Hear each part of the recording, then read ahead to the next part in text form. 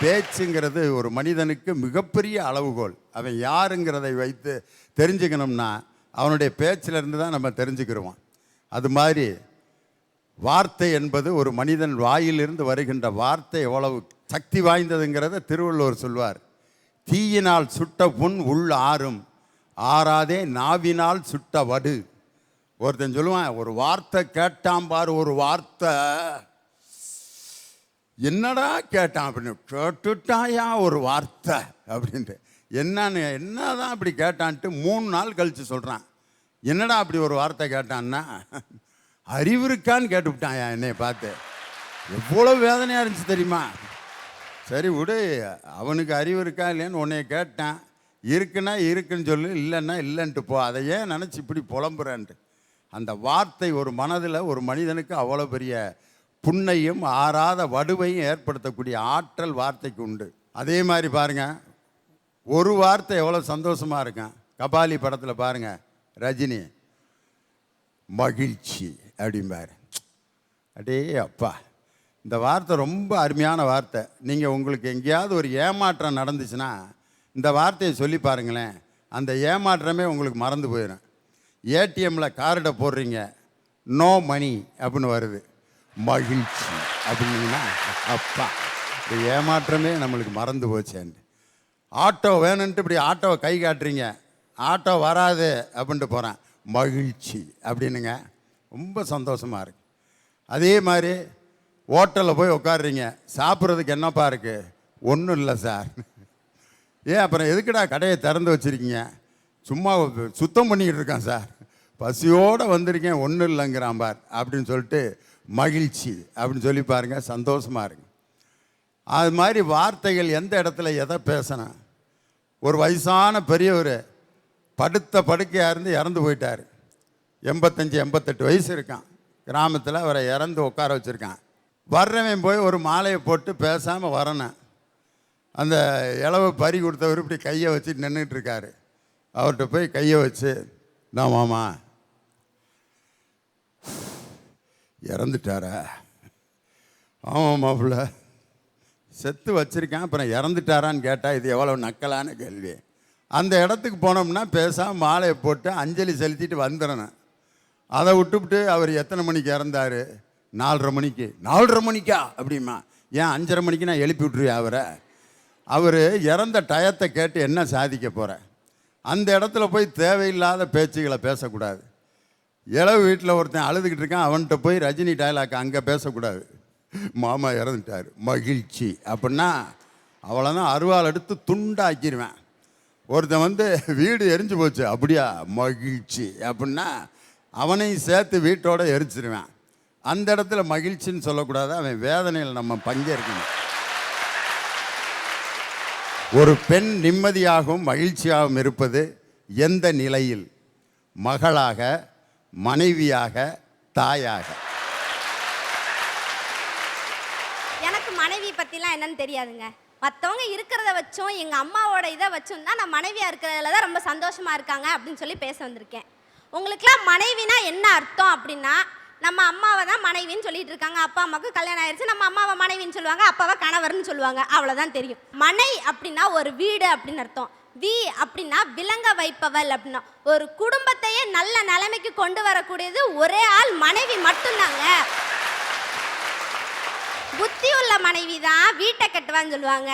அறிவு இருந்தா பத்தாதுங்க, அதுக்கு புத்தி அப்படின்னா எந்தெந்த நேரத்துல எதை எதை செய்யணும்னு தெரிஞ்சுக்கிட்ட ஒரே ஆள் மனைவி மட்டும்தாங்க. உங்களுக்குலாம் ஒரு பழமொழி தெரிஞ்சிருக்கும், ஊரா வீட்டு பிள்ளைய ஊட்டி வளர்த்தா தான் பிள்ளை தானே வளரும்பாங்க. எல்லாம் என்ன நினைப்பாங்க, பக்கத்து வீட்டு பிள்ளைய கூப்பிட்டு சாப்பாடு ஊட்டி விட்டோம்னா நம்ம பிள்ளை நல்லா வளர்ந்துரும் அப்படிம்பாங்க. அதுக்கு என்ன அர்த்தம் அப்படின்னா, கணவன் மனைவிக்கு இப்போ கல்யாணம் முடிஞ்சிருக்கு, இப்போதான் புதுசாக ஒருத்தவங்களுக்கு தன் மனைவியை எவ்வளோக்கு எவ்வளோ அந்த கணவன் சந்தோஷமா வச்சுக்கிறானோ அதை பொறுத்து அவன் பொண்ணு நாளைக்கு வேற வீட்டுக்கு போகல அவனை சந்தோஷமா வச்சுக்குவாங்கன்னு அர்த்தம். தெரியாதவங்களாம் தெரிஞ்சுக்கோங்க. இல்லைம்மா, எனக்கு என்ன அர்த்தம் சொல்லி கொடுத்தாங்க தெரியுமா? அதுக்கு ஊராம்பிள்ளையை ஊட்டி வளர்த்தா தாம்பிள்ளை தானாக வளருன்ட்டு. கர்ப்பமாக இருக்கிற ஒரு பெண்ணுக்கு கேட்குறதெல்லாம் வாங்கி கொடுத்தா அந்த கர்ப்பமாக இருக்கிற மனைவி இன்னொருத்தன் பெத்த பொண்ணு, அந்த பிள்ளையை ஊட்டி வளர்த்தோம்னா வயிற்றில் வளர்கிற தாம்பிள்ளை தானாக வளரும். அப்படிங்கிறதுக்காகத்தான் ஊராம்பிள்ளையை ஊட்டி வளர்த்தா தாம்பிள்ளை தானாக வளரும்னு எனக்கு சொல்லி கொடுத்தாங்க. ஐயா, திருவள்ளுவரை பற்றி அவங்க எல்லாத்துக்குமே தெரியும். 1333 குறள் எழுதினவருக்கு தன் மனைவியை பற்றி அந்த 2 அடியில் எழுத தெரியாமல் போயிருச்சு ஐயா. இதை விட வேற என்ன சந்தோஷங்க வேணும் மனைவின்றவளுக்கு? என்னம்மா இன்ஜினியரிங் காலேஜில் படிக்கிறேங்கிறதுக்காக திருக்குறளை எப்படியா சொல்கிறது? 1330 தாம்மா. நீ ஒரு 3 சேர்த்துக்கிட்ட, அனைமா 3 குறள் நீ எழுதியிருப்பன்னு நினைக்கிறேன். ஒருவேளை நான் திருவள்ளுவர் வந்தா கூட மனைவியை பற்றி 3 அதிகாரம் எழுதியிருப்பையா? ஆனால் இன்ஜினியரிங் காலேஜில் படிக்கிற பிள்ளைங்கிறத நிரூபிச்சிட்டேன். எப்படி சமாளிச்ச பாரு. அடே அப்பா, நான் திருவள்ளுவர மாதிரி இன்னொரு 3 அதிகாரம் எழுதிட்டு போனேன். இப்போ என்ன 1333 இருந்துட்டு போகட்டுமே அப்படின்னுச்சு. எழுதுப்பா, இன்னும் 2333 குறள் கூட நீ எழுது. உனக்கு இருக்கு 1000 சுதந்திரம். எல்லாத்துக்கும் பாசத்துக்கும் அன்புக்கும் என்ன வித்தியாசம் தெரியுமா? பாசம் அப்படின்னா அப்பா தன் பிள்ளைங்க மேலே வைக்கிறது, நம்ம அம்மா அவங்க பிள்ளைங்க மேலே வைக்கிறத தான் பாசம்னு சொல்லுவாங்க. அன்பு அப்படின்னா தன் கணவன் மனைவிக்குள்ளே இருக்கிறது தாங்க உண்மையான அன்பு. இப்போ நம்ம அப்பா பொம்பளை பிள்ளை இருக்கிறவங்க வீட்டிலலாம் கொஞ்ச நாளில் எப்படினாலும் கல்யாணம் முடிச்சு கொடுத்துருவாங்க. அம்மாவுக்கு அது தெரிஞ்சிருக்கு, எப்படினாலும் இந்த பிள்ளை வேறு வீட்டுக்கு போகத்தானே போகுது அப்படின்னா. அப்பா நம்ம மேலே ரொம்ப பாசத்தை ஊட்டி ஊட்டி வளர்த்துருப்பாங்க. அந்த பிள்ளைய நாளைக்கு கல்யாணம் முடிச்சு கொடுக்கணுன்னே அப்பாவுக்கு கை கால்லாம் பதறும், ஐயோ நாளைக்கு என் பிள்ளைய வீட்டை விட்டு போயிருமேன்னு சொல்லிட்டு. அப்படி கல்யாணம் முடிச்சு கொடுக்கல நம்ம அப்பாவுக்கு அப்படி ஒரு சோகம் இருக்கும். அந்த சோகத்தை மறக்க வைக்கிறதுக்கு இந்த மனைவின்ற ஸ்தானத்தில் உள்ளவ போய் நான் உங்களுக்கு இருக்கிறேங்க அப்படின்னு சொல்லி அன்பால சொல்லி கொடுக்கறது தாங்க அன்பு. இதுக்கு ஒரு பாட்டே இருக்கு, உங்களுக்கு எல்லாத்துக்கும் தெரியும். உனக்காக பிறந்தேனே எனதழகா, பிரியாம இருப்பேனே பகலிரவா, உனக்கு வாக்கப்பட்டு வருஷம் ஆனா என்ன போகாது என்னோட பாசம், என் உச்சி முத பதம் வரை என் புருஷ ஆச்சி, ஊர் தெக்கால தானிக்கும் வந்த முத்தாரம்மன் சாட்சி. இதை விட வேற என்னங்கய்யா மனைவிக்கு சந்தோஷம் வேணும்? ஒரு பெண் மகிழ்ச்சியாக இருப்பது மகளாகவா மனைவியாகவா தாயாகவா? ஐயா, பெண்ணுங்கிறது 3 பருவம். ஒன்று மகள். மகள்ங்கிற பருவம் ஒரு குட்டிச்சவர் மாதிரி, மன்னிச்சுக்கங்க நானும் மகளாக தான் இருங்கேன். மனைவிங்கிறது ஒரு அரைகுறையாக கட்டின வீடு மாதிரி. ஆனால் தாய்ங்கிறவதாயா நம்ம எல்லாரும் போய் பூஜிக்கிற ஒரு கோயில் மாதிரி. இதைத்தான் ஒரு பாட்டில் சொல்லுவாங்க, அம்மா நான் சும்மா இல்லடா, அவ இல்லைன்னா யாரும் இல்லடா. ஆமாங்க, அம்மா இல்லைன்னா யார் இல்லை, இந்த மகள் இல்லை, மனைவி இல்லை, அக்கா தங்கச்சி அண்ணன் தம்பி எவனும் இல்லை. இங்கே அம்மாங்கிறவ எப்படின்னா, அம்மாங்கிறவ தனக்காக எதையும் வச்சுக்கிறாம தன்னோட பிள்ளைகளுக்காகவே எல்லாத்தையும் கொடுத்து, அந்த பிள்ளை எப்பயாவது ஒன்று தப்பு பண்ணிடும், அதை அடிக்கடி திருத்தி அந்த அப்பாங்கிற சூரியனோட அந்த புற ஊதா கதிர்கள் இருக்கு பாருங்க, அந்த புற ஊதா கதிர்கள் அந்த பிள்ளைய படாம பார்த்துக்கிற ஓசோன் படலம் மாதிரி தாங்க நம்ம அம்மா. ஓசோன் படலத்துல கூட ஓட்டை இருக்கலாம், ஆனா அம்மா பாசத்துல ஓட்டை இருக்காதுங்க.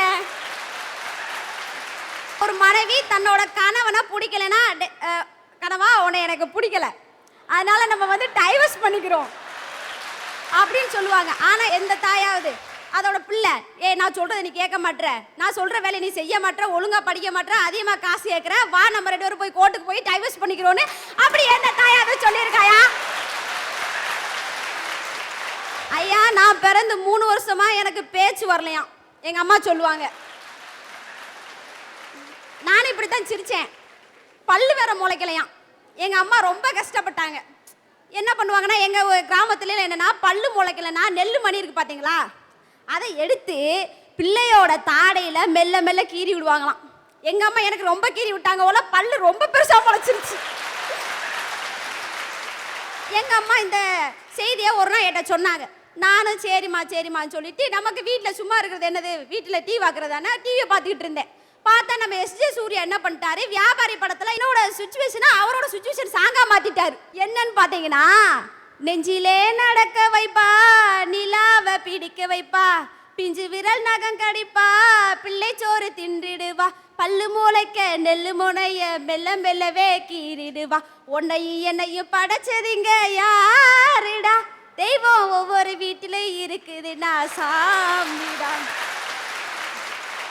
ஆசைப்பட்ட எல்லாத்தையும் காசு இருந்தா வாங்கலாம், அம்மாவை வாங்க முடியுமா? நீயும் அம்மாவை வாங்க முடியுமா? எங்க வீட்டில் இருக்கிற சாமி எங்க அம்மா தாயா. நான் எனக்கு சாமி பற்றி இருக்கா அப்படின்னு கேட்டா தெரில. ஆனா எங்க அம்மாட்ட நான் எந்த விஷயம் பண்ணாலும், ஏம்மா நான் போய் இந்த விஷயம் பண்ண போறேம்மா அப்படின்னு சொல்லிட்டு வரேன். எங்க அம்மா முடியுமா கௌசி, உன்னால முடியும் அப்படின்னு வாழ்த்துவாங்க. அதுதாங்க கடவுளே நேர என்கிட்ட ஆசீர்வாதம் வழங்குற மாதிரி. ஏற்கனவே ஒரு விஷயம் சொல்லியிருந்தேன், எனக்கு 3 வருஷமா பேச்சு வரலன்ட்டு ரொம்ப கஷ்டப்பட்டாங்களாம். தவிர்த்து பெத்த பிள்ளை இப்படி பேசாம போயிருச்சே அப்படின்னு ரொம்ப கஷ்டப்பட்டாங்களாம். ஒரு நாள் பேசிட்டேன். அதுவும் பேசின வார்த்தை என்னன்னு பார்த்தீங்கன்னா அப்பான்னு சொல்லிவிட்டேன். ஏன்னா நான் அப்பா பிள்ளை. எங்க அப்பா அப்படியே தையத்தக்க என் பிள்ளை பேசிருச்சுன்னு குதிக்கிறாரு. எங்க அம்மா அதுக்கு மேல குதிக்குது. எங்க அப்பா போய் எங்க அம்மாட்ட கேட்கிறாரு, என் பிள்ளை என்னையத்தானே சொல்லுச்சு, நீ எதுக்கு குதிக்கிற அப்படின்ட்டு. உங்க பிள்ளை உங்க பேரை சொல்லியிருக்கலாம், ஆனா என் பிள்ளை பேசுனது எனக்கு பெருசுன்னு சொன்ன அம்மா தானே இங்க பெருசு. ஐயா, ஆசைப்பட்ட எல்லாத்தையும் அனுபவிக்கிற வயசுனா மகங்கிற வயசுல மட்டும்தாயா முடியும். நான் மட்டும் இல்லை, இங்கே இருக்க எல்லாரும் ஆசைப்பட்ட எல்லாத்தையும் அனுபவிச்சதுன்னா மகங்கிற வயசுல மட்டும்தாயா இருக்கும். ஐயா, நான் எங்கள் அப்பா கூட ஒரு திருவிழாக்கு போயிருந்தேன். திருவிழா பார்த்தீங்கன்னா கூட்டம்னா கூட்டம், அவ்வளோ கூட்டம். என்னால் உள்ளே போகவே முடியலை. எங்கள் அப்பா கையை பிடிச்சிக்கிட்டு, எப்பா நம்ம உள்ளே போக வேண்டாம், ரொம்ப கூட்டமாக இருக்குது, வாங்க போயிடுவோன்னு. எங்கள் ஐயா சொன்னதை கேட்க மாட்டார். வாழை உள்ளே போவோம்னு என்னை இழுத்துட்டு போயிட்டார். இழுத்துட்டு உள்ளே போய் எனக்கு ஒன்றுமே தெரியல கூட்டத்தில். எனக்கு எப்பா எனக்கு ஒன்றும் தெரிய மாட்டேக்கு, என்னத்தைக்கு உங்கள் தோளில் வைங்கன்னு. அவரும் மனுஷனை தூக்கி தோளில் வச்சுட்டாரு. எனக்கு ஒரு பயம், தூக்கி சொன்ன உடனே தோளில் வச்சுட்டாரு. நம்ம கூட்டத்தில் கீழே விழுந்தோம்னா நசுங்கிடுவோம், நம்மளை அப்புறம் சுரண்டி தான் எடுக்கணும். அதனால் என் பயத்தில் அவர் உச்சந்தலையை நச்சுன்னு பிடிச்சிக்கிட்டேன். பிடிச்ச உடனே அவருக்கு மனுஷனுக்கு வலி தாங்கவே முடியலை. அவர் என்கிட்ட சொல்லவும் இல்லை. ஏம்மா சாமி தெரியுதா? தெரியுதுப்பா. ஏம்மா அங்கே வேறு என்ன நடக்கு? ஏப்பா அங்கே கொட்டை அடிக்காங்க. நான் அவர் கொட்டை அடிக்க எங்கள் ஐயா தலையில் உட்காந்து தலைமுடியை பிடிச்சிட்டு சங்குன்னு சாமி ஆடினேன் நான். அவருக்கு வலி அவ்வளோ எடுக்கு, ஒன்றுமே சொல்லலை. அப்போ என்னை இறக்கி கீழே விட்டுட்டார். விடவும் ஏயா என்ன தலைவலிக்கியான்னு கேட்டதுக்கு, இல்லை பாப்பா அதெல்லாம் ஒன்றும் இல்லைன்னாரு. என் முன்னாடி தலைவலிக்குன்னு தலையை தடவக்கூடாதான், அவங்க ஹேர் ஸ்டைலில் சரி பண்ணுறாங்களாம். இப்படி வச்சுக்கிட்டு தடவுறாங்க. அப்போமே நினச்சிக்கிட்டேன், நம்ம அப்பா அவர் பார்க்காத ஒன்றை நம்ம பார்க்கணுங்கிறதுக்காக அவர் தோளில் தூக்கி வச்சாரு. அந்த இடத்துல நான் மகளாக இருந்து சந்தோஷப்பட்டேன் ஐயா. ஐயா, அடுத்து பார்த்தீங்கன்னா நான் ரொம்ப நல்ல பிள்ளை எங்கள் வீட்டிலையே. ஏன்னா என்னை நம்பி எனக்கு பெரிய ஃபோன் வாங்கி கொடுத்துருக்காங்க. அதுவும் சாதாரண ஃபோன் இல்லை, பெரிய டச்சு செல்லு. எனி டைம் அதை நோண்டிக்கிட்டே தான் இருப்பேன் நான் வீட்டில் உட்காந்து. அதை நான் நோண்டுறதை பார்த்துட்டு என் பக்கத்து வீட்டு அக்காவும் பக்கத்து வீட்டு பெரியம்மாவும் என் வீடு கூட வேடிக்கை உட்காந்துக்கு என் வீட்டுக்கு வந்துடுவாங்க. எப்போவுமே ஒன்றுல உட்காந்து பேசிக்கிட்டு இருப்போம். பேசிகிட்டு இருக்கையில் அந்த அக்கா 2 மணி ஆனால் போதும் ஒரே ஓட்டம் ஓடுவாங்க பாருங்க வீட்டுக்கு. அவ்வளோ பிடிக்கவே முடியாது. ஏக்கா எங்கே ஓடுதேன்னு கேட்டேன். அந்த அக்கா சொல்லும், என் புருஷன் ஆஃபீஸுக்கு போயிருக்கான், அவன் இப்போ வந்துடுவான், வந்தவனுக்கு நான் காப்பி வச்சு கொடுக்கணும். இல்லை அந்த மனுஷன் என்னை வாயிலேயே மிதிப்பாமட்டு அந்த அக்கா ஓடுதாங்க. சரி, இந்த பெரியம்மா தான் இருக்காங்கல்ல, இவங்க கூட பேசணும்னு சொல்லிட்டு அந்த பெரியம்மா கூட உட்காந்துருந்தேன். அந்த பெரியம்மா அதுக்கு மேலே 3 மணி தான் ஆச்சு, பிடி உஷாவோட பிளமா ஓடுனாங்க. பெரியம்மா எங்கே ஓடுதேன்னு சொல்லி அந்த பெரியம்மா கிட்ட கேட்டா, அவளுக்காச்சும் ஒருத்தன் தான், அவள் சமாளிச்சிருவா. எனக்கு 3 உள்ள ஸ்கூலுக்கு போயிருக்கு, அது 3 இப்போ வந்துடும், அது வாயை திறக்கங்கூட நான் வாயில் ஏதாச்சும் வச்சு அடைக்கணுங்காக. இந்த இடத்துல ஐயா, நான் இன்னொருத்தனுக்கு மனைவியாவோ இல்லை 3 பிள்ளைகளுக்கு அம்மாவோ இருந்தோம்னா என் வீட்டில் உட்காந்து ஒரு ஃபோனோ இல்லை ஒரு டிவியோ என்னால் சந்தோஷமாகவும் நிம்மதியாகவும் இருந்து பார்க்க முடியாதுயா. என் அப்பாவுக்கு ஒரு மகளாக இருக்க போய் தான் அந்த இடத்துல நான் டிவியும் ஃபோனை உட்காந்து நோண்ட முடியுதுயா. ஐயா, பார்த்தீங்கன்னா எங்கள் அப்பாவுக்கு என் மேலே ரொம்ப பாசம்.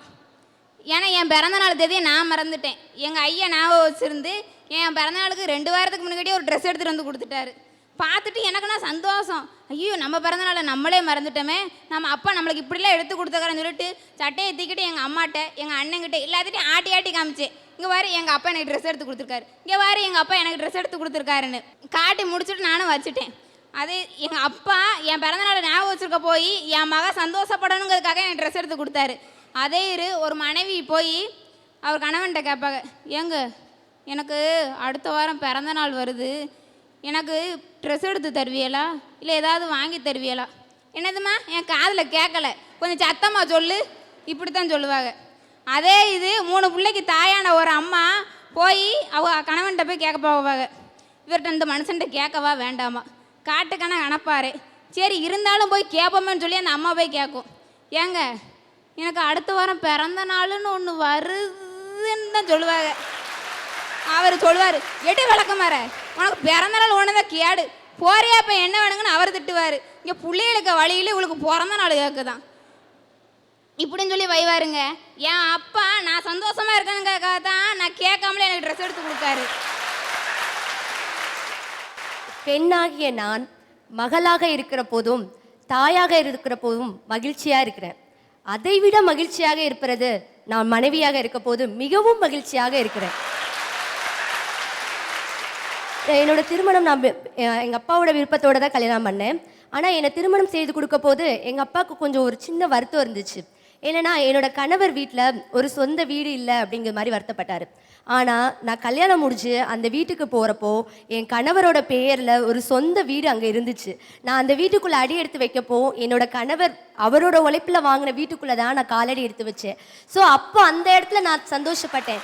அதாவது நான் எங்கள் அப்பா எனக்கு ஒரு 1000 வீடு கட்டி கொடுத்துருந்தா கூட நான் சந்தோஷப்பட்டிருக்க மாட்டேன். ஆனால் என்னுடைய கணவர் எனக்காக ஒரே ஒரு வீடு கட்டினாலும் நான் கல்யாணம் முடிஞ்ச போகிற முதல்ல அந்த வீட்டுக்குள்ளே போகிறப்போ அந்த மகிழ்ச்சி இருக்கே சார், அது நான் மகளாக இருக்கப்பவும் கிடைக்கல, எனக்கு தாயாக இருக்கிறப்பவும் கிடைக்கல. எல்லாத்துக்குமே திருமணம் முடியும். அந்த திருமணம் முடிஞ்ச உடனே எல்லா பெண்களும் எதிர்பார்க்கறது மாதிரி நானும் எதிர்பார்த்தேன் சார். அதாவது முதல்ல நமக்கு பிறந்த நாள் வரும். ஸோ அந்த பிறந்த நாள் அப்போ நம்ம அப்பா வீட்டில் கொடுக்குற வளையலோ செயினோ எவ்வளோ எதிர்பார்க்காத எல்லாமே கிடைக்கும். ஆனால் நம்ம கணவர் அந்த முதல் பிறந்த நாள் அப்போ என்னோட கணவர் என்ன பண்ணாருன்னா, ஒரு சின்ன ரோஸ், அவரால் பெரிய அளவில் நகை வாங்க முடியல, அதனால் ஒரு கிராமில் ஒரு ரிங் வாங்கிட்டு வந்தாங்க. அப்போ அதை என் கையில் போட்டு விடுறப்போ எனக்கு இருந்த சந்தோஷம் இருக்குது பாருங்கள் சார். நான் எவ்வளோ நகையை போட்டிருக்கேன், ஆனால் அதிலெல்லாம் கிடைச்ச சந்தோஷத்தை விட முதல்ல என் பிறந்த நாளுக்கு என் கணவர் அந்த 1 கிராமில் வாங்கி கொடுக்குறாரு பாருங்கள், அதில் தான் எனக்கு சந்தோஷம் இருந்தது.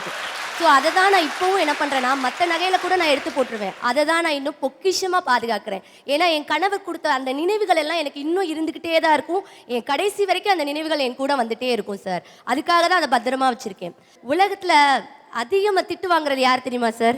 அதிகமாக திட்டு வாங்குறது அநேகமாக மாமியார்கிட்ட மருமகள். அப்படிலாம் இல்லை சார். ஒரு மனைவி கணவனை திட்டுறது தான் அதிகமாக இருக்கும்.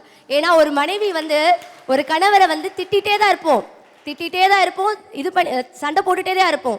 எந்த ஒரு குடும்பத்தில் கணவன் மனைவி சண்டைகள், சின்ன சண்டைகள் அதிகமாக இருக்குதோ அந்த குடும்பத்தில் தான் கணவன் மனைவி உறவுகள் அந்யோன்யமாக இருப்பாங்க. எங்கள் தாத்தாவும் பாட்டியும் பகல் முழுதும் சண்டை போட்டுக்கிட்டே தான் இருந்தாங்க. 16 பிள்ளைய 2 பேருக்கும் பகல் முழுவதும் சண்டை தான். எங்கள் தாத்தா எங்கள் பாட்டியை ஒரு 1000 தடவை சொல்லியிருப்பார், உன்னையெல்லாம் வெட்டணும் முடியும் அப்படிம்பாரு. இது வரைக்கும் வெட்டவே இல்லை, ஒரு அடி கூட அடிக்கலை. வெட்டுவேன் கொல்லுவேன் குத்துவேன் பாரு, ஒரு வேலையும் செய்யலை, வார்த்தை தான். 16 பிள்ளை. எங்கள் அப்பாவுக்கு எங்கள் அம்மாவுக்கு நடக்கிற சண்டையை நான் சொன்னேன்னா அதுக்கு தனியாக ஒரு பேச்சரங்கம் போடணும். எங்கள் வீட்டில் 10 பிள்ளைய எப்படித்தான் எங்கள் அப்பா பெற்றாருன்னு உண்மையில் எனக்கு தெரியல. அது மாதிரி சண்டை எந்த வீட்டில் அதிகமாக இருக்கோ அங்கே தான் அவங்க நன்றாக வாழ்கிறார்கள் என்று பொருள். அதுதான் உண்மை.